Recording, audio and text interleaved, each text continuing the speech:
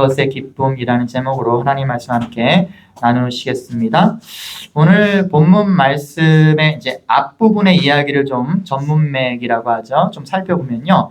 예수님께서 어떤 일을 하시냐면 제자들이 조금 이제 가르침을 받았어요. 그래서 70명 제자들 플러스 원래 따르는 무리가 많았습니다. 12명의 제자를 세우셨지만 따르는 이 팔로워들이 워낙 많았습니다. 그 가운데서 정말 하나님 앞에서 신실하게 서 있는 자 70명을 세워서 70인의 전도대를 세워서 이들을 파송 보내십니다. 각 지역으로 전도 나가라. 하나님 나라의 이 비밀한 것들을 내가 너희들에게 알려주고 가르쳐줬던 것들을 가서 증거해라 하면서 70일의 전도대를 파송하시는 내용이 나옵니다. 그래서 예수님의 지침대로 그들이 열심히 전도 활동을 하고 와서 돌아와서 오늘 본문에서 사역 보고를 하고 있는 내용이 오늘 본문에서 이렇게 이어지고 있는 거예요. 예수님 우리가 전도 이렇게 했는데 이런 결과들이 있었어요. 이렇게 사역 보고를 이렇게 하고 있는 내용이죠. 오늘 본문 17절의 내용을 보면 예수님께 파송받았던 제자들은요. 귀신을 굴복시키는 능력을 막 행했습니다. 그러니까 막 고을들에 들어가서 귀신 들린 자에게 예수의 이름을 막 선포하니까 귀신이 막 떠나가는 거예요. 막 놀라운 일들이 막 일어나는 것입니다. 자, 이것들은 제자들의 능력이 아니죠. 예수 이름의 능력으로 그렇게 행한 것입니다. 근데 제자들이 주 예수 그리스도의 능력으로 그걸 행했다. 이 말은 꼭 바꿔 말하면 뭡니까? 그들 안에 주 예수 그리스도를 믿는 믿음이 생겼다라는 것이죠. 왜냐하면 그 이름을 믿는 믿음이 아니면 그 이름으로 능력을 행할 수 없는 것이니까요. 제자들 안에 예수님을 믿는 믿음이 있구나라는 걸 방증하는 것이죠. 그래서 이때 제자들은요. 자신들 안에 시작된 우리 예수님을 믿는 믿음에 주목하기보다는 이 믿음의 결과들에 주목하고 놀라는 것이죠. 그것을 기뻐하는 것입니다. 예수님, 우리가 예수님의 이름으로 이렇게 행하니까요. 막 귀신들이 떠나가더이다. 놀랍던데요. 믿음의 결과에 주목하고 그것을 기뻐하고 있는 모습을 보게 됩니다. 자연스러운 반응이죠. 우리는 쉽게 본질적인 것보다는 그 외면적인 피상적인 것들을 보면서 기뻐하고 놀라워하기 일쑤입니다. 그래서 제자들에게는 예수님이 계속해서 필요한 것이죠. 이 흥분해 있는 제자들을 이렇게 가라앉히시면서 예수님께서 워워 이렇게 하시면서 이렇게 말씀하셔요. 20절 보니까 귀신들이 너희에게 항복하는 것으로 기뻐하지 말고 너희의 이름이 하늘에 기록된 것으로 기뻐하라. 이렇게 제가 이렇게 진하게 표시했죠. 기뻐하지 말고 기뻐하라. 뭘 기뻐하지 마요? 귀신들이 떠나가는 것 그거 기뻐하지 말고 너희의 이름이 하늘에 기록된 것으로 인하여서 기뻐하라. 이게 무슨 말씀 같으세요? 쉽게 표현하면 이거예요. 믿음의 결과로 인해서만 기뻐하지 말고 물론 그거 흥분되는 일이지 기쁜 일이지 근데 그 믿음의 결과들로만 기뻐하지 말고 그 믿음 자체를 기뻐해라.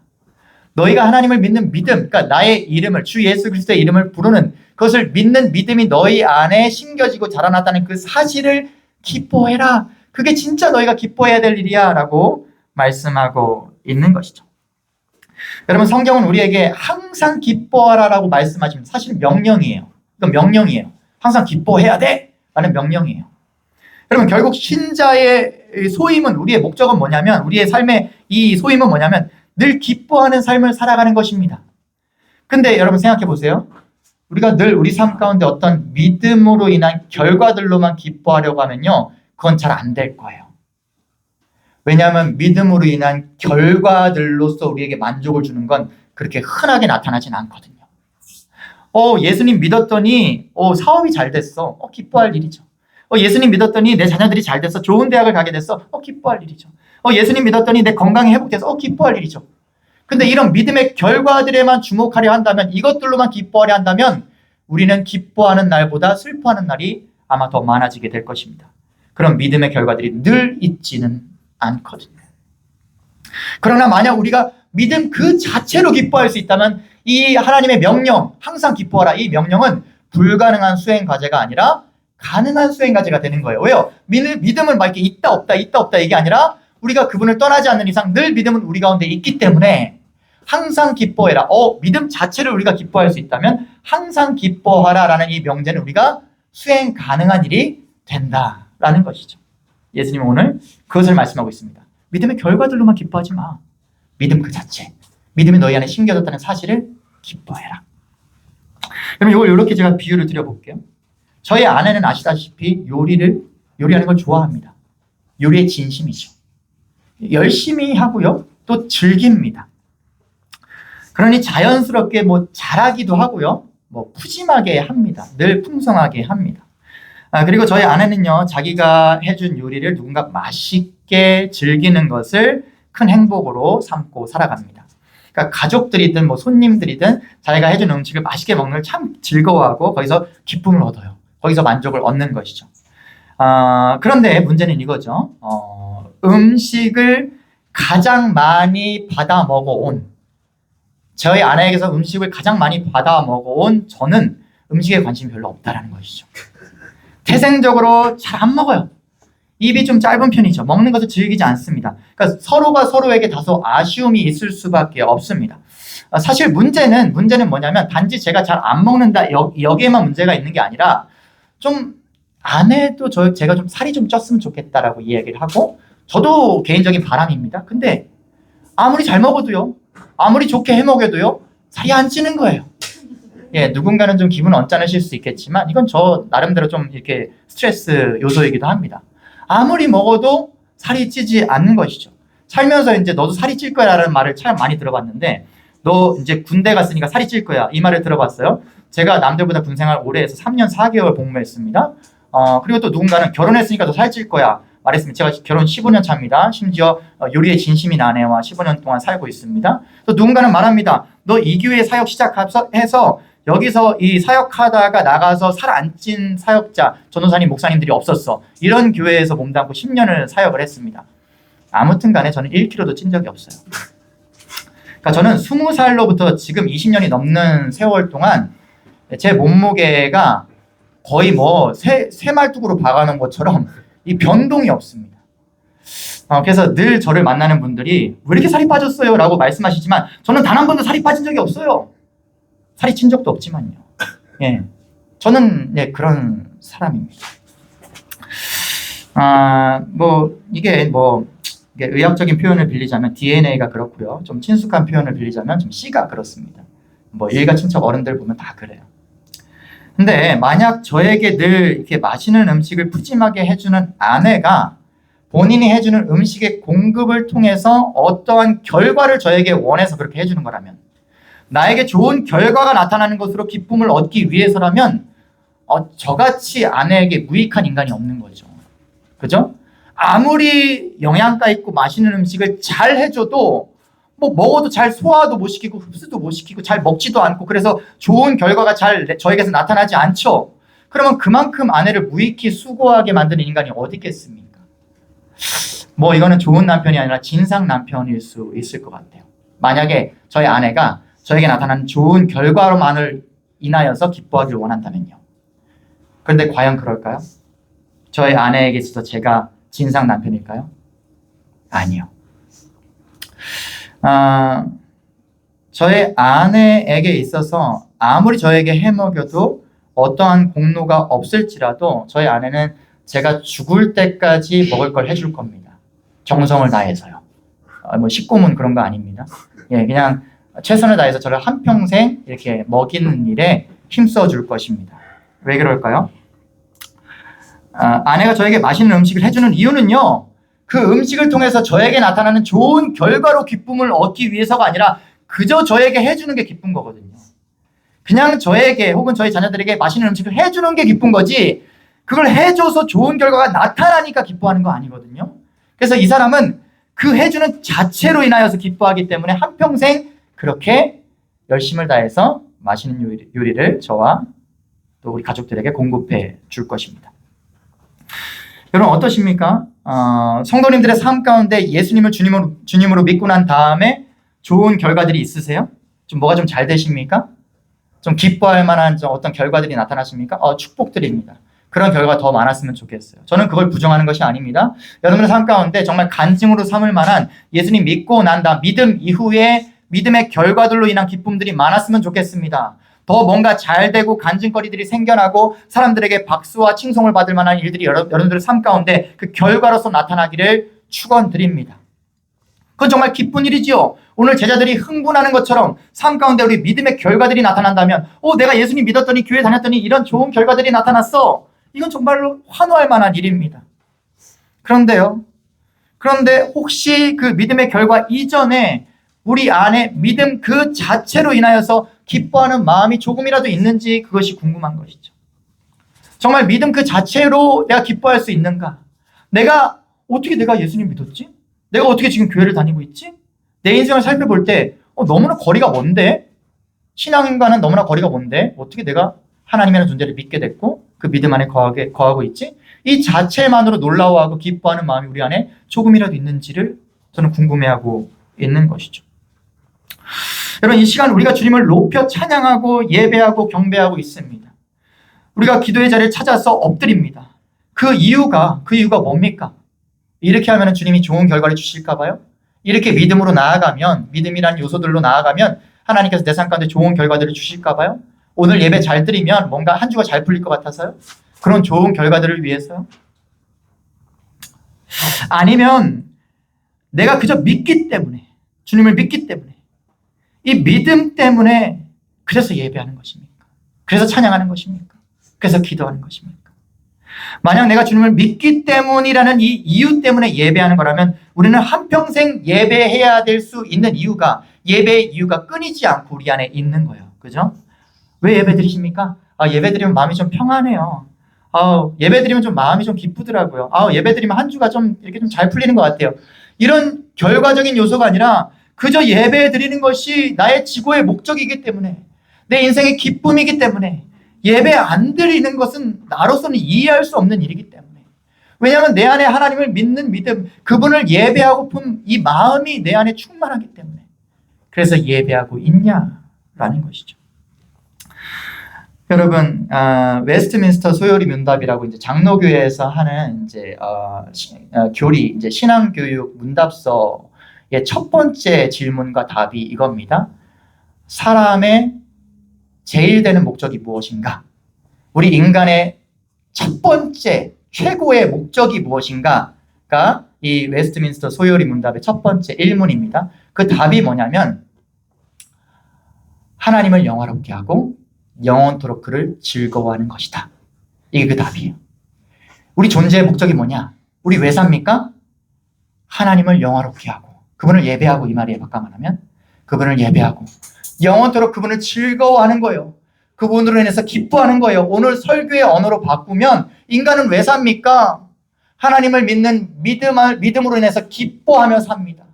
하나님을 믿는 믿음이 내 안에 있음을 기뻐하며 사는 것, 그게 우리 삶의 목적입니다. 이유입니다. 이렇게 이야기하고 있는 것이죠.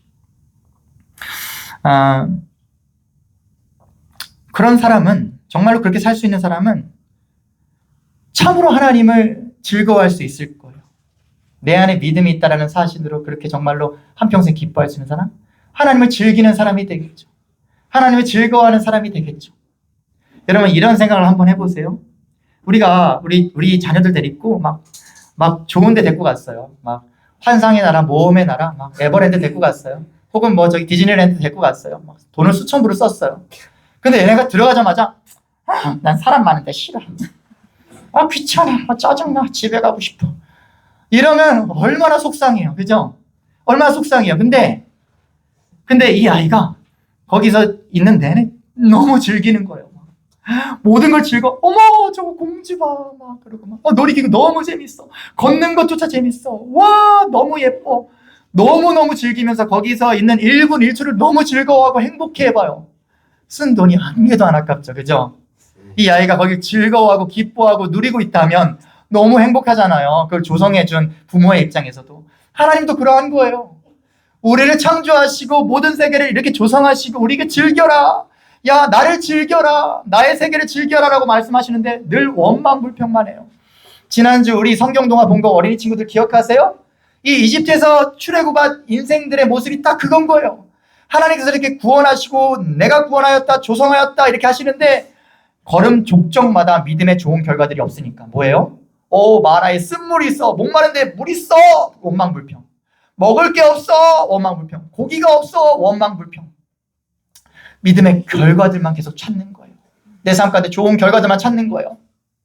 근데 하나님께서 이미 허락해 주셨어요. 구원을 허락해 주셨어요. 그 지옥 같은 이집트에서 구원해 내셨다라고요. 근데 그 기쁨은 잊어버리는 거예요. 그렇게 해서 원망불만하는 그 이스라엘의 모습이 우리 안에 있지 않냐라는 것이죠. 주를 믿는 믿음으로 인한 기쁨을 얻고 늘 믿음의 결과만을 쫓는 모습이 우리 안엔 있지 않은가.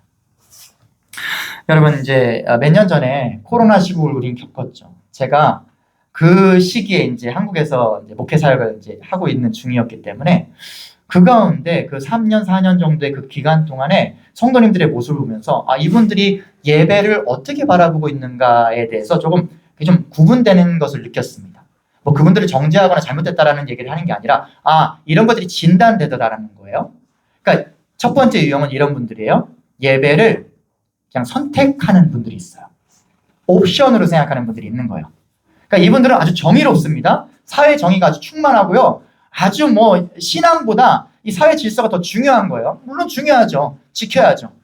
그래서 그분들은요, 이런 시국에 무슨 예배야? 그러면서 3, 4년 내내 한 번도 교회에 안 찾아오시는 분들이 있었어요. 전화 드리면 알아서 혼자 예배 잘 드리고 있습니다. 걱정 마세요, 목사님. 이러면서 이제 그렇게 예배 자리를 찾지 않는 분들이 있었습니다. 그분들은 예배를 선택하시는 분들인 거예요. 기독교인들이 문제입니다, 목사님. 지금 교회들이 문제잖아요. 왜 그러고 있는 거예요? 굳이 예배 안 드리면 안 돼요? 이런 때 그냥 방역수칙 지키면서 이렇게 해야지. 그러면서 예배를 드리지 않는 분들. 예배를 선택하는 분들이 있었습니다. 그분들을 정죄하는 게 아니에요. 그분들의 뭐 생각이 잘못됐다는 게 아니에요. 진단이 되는 거. 이분들은 예배를 선택하는 분들이구나. 두 번째 유형이 있습니다. 예배를 의무감으로 드리는 분들이 있더라고요. 예배를 의무감으로. 이분들은요, 예배를 나오시긴 나와요. 근데 엄청 불안해 하셔요. 1일 단위로 그 방역 이제 뭐 결과들을 몇 명 가면 이런 거 계속 살피면서 나왔다, 안 나왔다. 이번 주 나왔다, 다음 주 안 나왔다. 계속 이렇게 하시면서 예배를 의무감으로 드리고 있구나라는 게 보여지는 그런 성도님들이 계시더라고요. 저분들은 뭔가 안 드리면 찝찝하니까. 안 나가면 뭔가 내가 신앙생활 제대로 안 하는 것 같으니까. 하나님께 혼날 것 같으니까 의무감에 드리고 있다는 생각이 좀 들더라고요. 그 마지막 유형입니다. 예배를 정말 기뻐하는 분들이 있어요. 이분들은요, 마스크 딱 착용하고 오십니다. 그리고 딱 손소독 딱 하고 들어가서 2m 딱 이거 간격 딱 유지해가 딱 앉아가지고요, 예배를 드리시는데 예배를 정말 즐기시는 거예요. 기뻐하시는 거예요. 어떻게 하냐고요? 제가 목사니까 알까요? 그냥 보면 알아요. 여러분도 보면 알걸요? 저분은 예배를 정말 기뻐하시는구나. 정말 예배가 기쁨이어서 오셨구나라는 게 보여질걸요? 여러분, 저는 지금 뭐 누군가를 탓하고 잘못되다라는 말씀을 드리는 게 아니라 이렇게 우리 안에 과연 우리가 믿음을 기뻐하고 있는가, 내가 하나님 믿음이 있다는 사실을 기뻐하고 있는가를 이렇게 진단해 볼 수 있다는 것을 말씀드리고 있는 것입니다. 여러분, 주 예수 그리스도를 믿는 믿음이 없는 사람에게는 예배가 삶의 중심이 될 수 없습니다. 당연하죠. 아무리 예배로 인한 유익한 결과들이 많이 있을지라도 예배 안에서 주님을 주인으로 모시는 믿음의 고백이 없는 사람에게 예배는 그냥 인생의 부속물일 뿐입니다. 옵션일 뿐이에요. 드려도 그만, 안 드려도 그만. 우리 성도님들의 삶에서 하나님을 기뻐하는 것, 하나님을 즐거워하는 것, 하나님을 예배하는 것, 그건 어떤 것입니까? 어떤 위치를 차지하고 있습니까? 그러니까 하나님을 예배하는 데 기쁨을 누리고 계십니까? 그렇다면 참으로 믿음의 자녀이실 거라고 생각이 돼요. 참으로 내 안의 믿음을 기뻐하고 계시는 분이라고 생각이 됩니다. 하지만 여전히 제가 지금까지 설명드렸지만 여전히 믿음으로 기뻐하라고? 잘 와닿지 않는데요, 목사님. 이런 분들이 분명 계실 거예요. 믿음만으로 기뻐하라고요? 믿음에 좋은 결과가 없는데 믿음만으로 기뻐하라고요? 그거 그냥 정신승리 아닙니까? 이렇게 생각하시는 분들이 있을 것 같아요. 그거 마치 자린고비가 굴비 천장에 매달아 놓고 그냥 맨밥만 이렇게 삼키면서 짭짤하고 맛있다 한번 쳐다보고 짭짤하고 맛있다 맨밥만 먹는 그런 정신승리 아닙니까? 아니, 믿음에 좋은 결과들이 없는데, 내 삶 가운데 좋은 결과가 없는데 믿음 그 자체로 기뻐하라는 게 그게 되는 일입니까? 라고 생각하시는 분들이 있을 겁니다. 믿음의 결과가 아닌 믿음 그 자체를 기뻐하라. 별로 기쁘지도 않지만 본질적으로 그 믿음이 중요하고 좋은 거니까 싸구려 그런 결과물로 기뻐하지 말고 그 본질적인 거 기뻐해라. 예수님이 그런 말씀 하시는 걸까요? 아닐 것 같은데요, 여러분. 여러분, 오늘 저희 하원이가 생일입니다.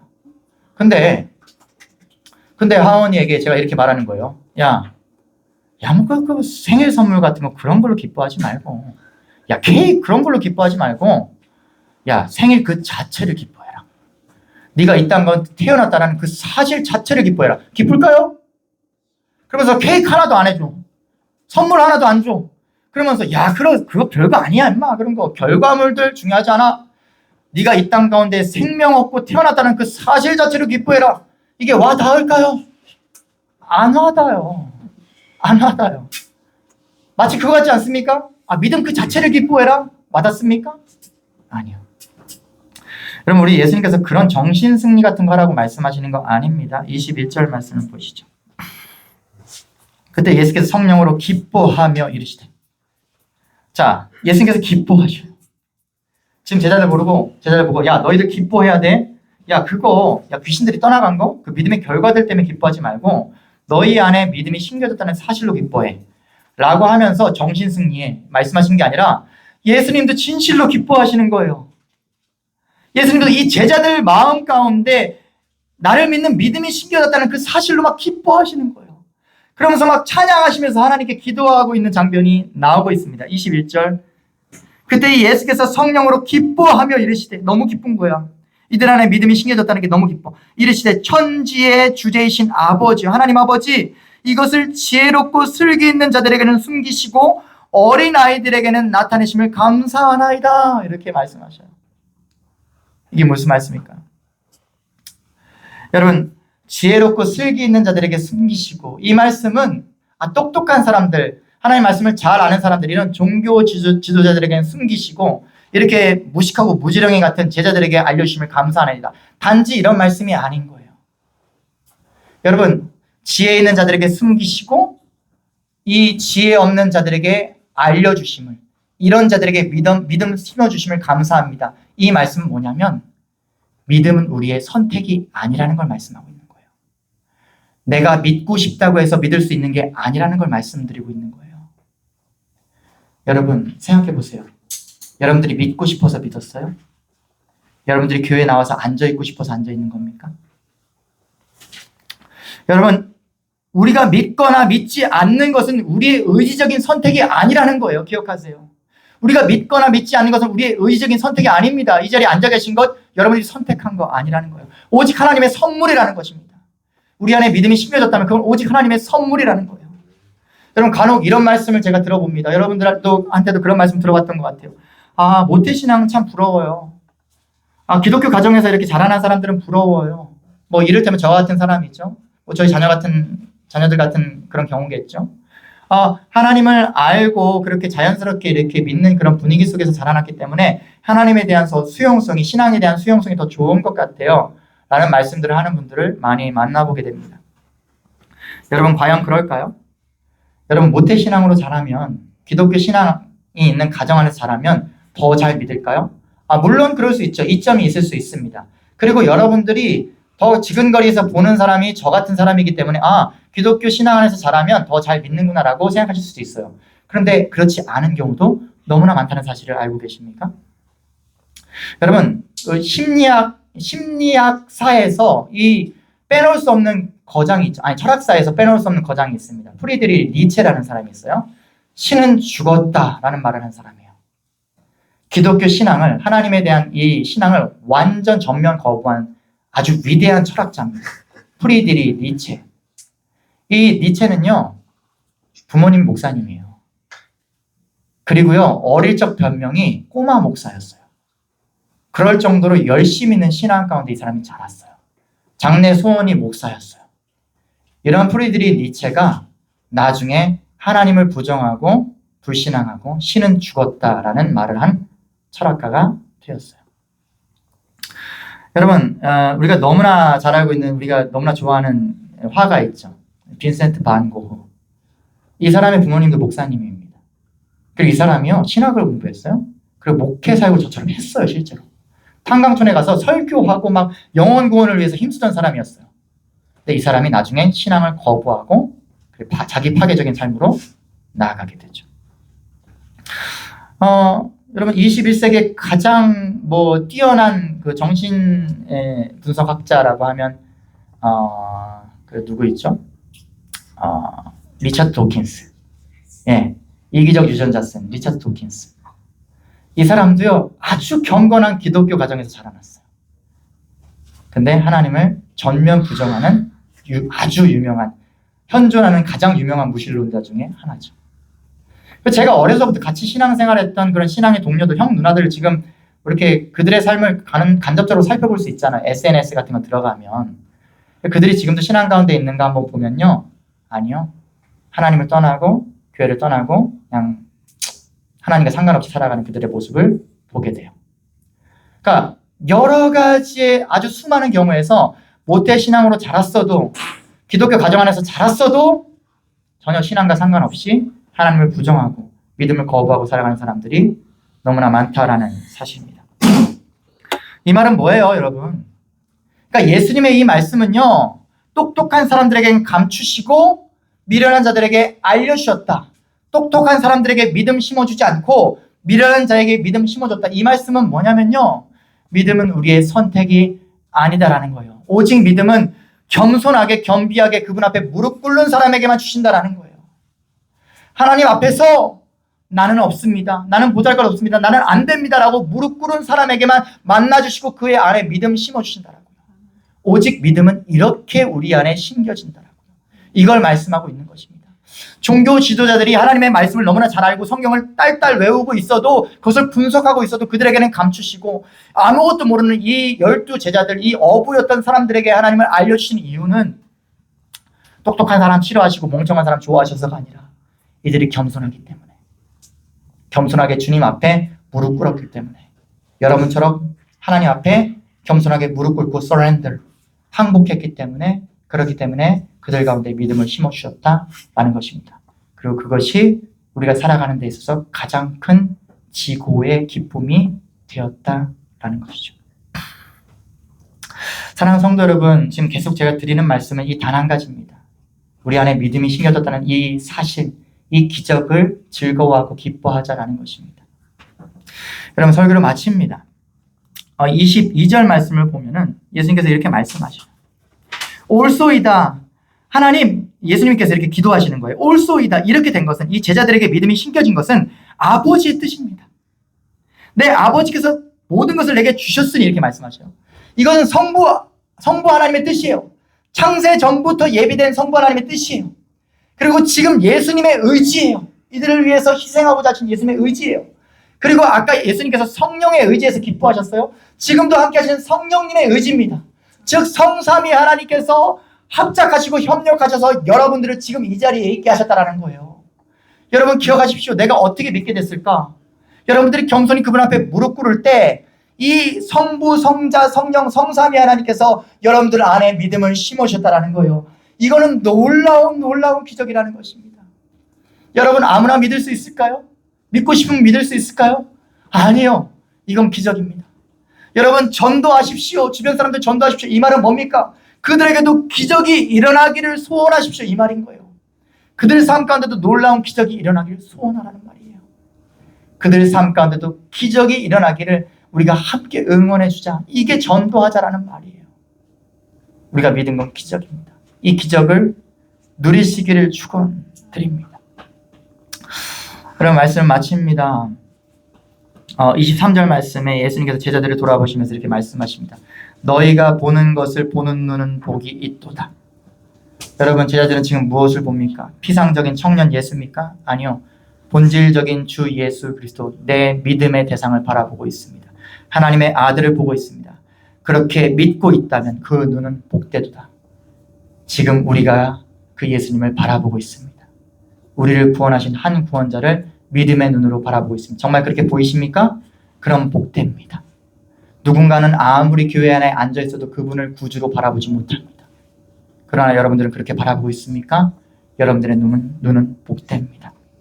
24절 말씀.